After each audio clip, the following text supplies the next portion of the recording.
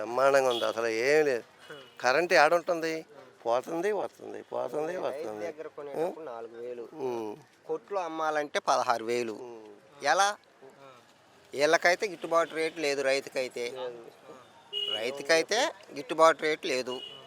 కొన వచ్చేసరికి మండిపోతుంది, కొనేటట్టుగా లేదు. ఎలా? అదేమంటే మేము మొత్తం తగ్గిచ్చేస్తాము, మేము మొత్తం ఇచ్చేసాము అని చెప్పారు. ఏది వాళ్ళు చెప్పింది?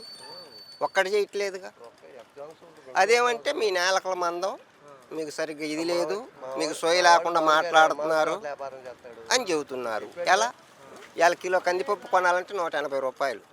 ఆ రోజు 150 రూపాయలు, 140 రూపాయలు ఉంటే మండిపోతున్నాయి, శ్రీలంక అయిపోతున్నాయి 120 అని నుంచి చెప్పారు. 130. ఇక లేదది. నీ ప్రభుత్వం వస్తే నువ్వు సంపద సృష్టిస్తా, ఇట్లా జనం మీద నడ్డీరుస్తా ఇచ్చేస్తారా? కరెంటు బిల్లు ఇవాళ మేము 300 కాలిస్తే 650 వస్తుంది. పామాయిల్ ప్యాకెట్లు, నూనె ప్యాకెట్లు 100 రూపాయలు, 110 రూపాయలు. ఇవాళ 160, 170, 180.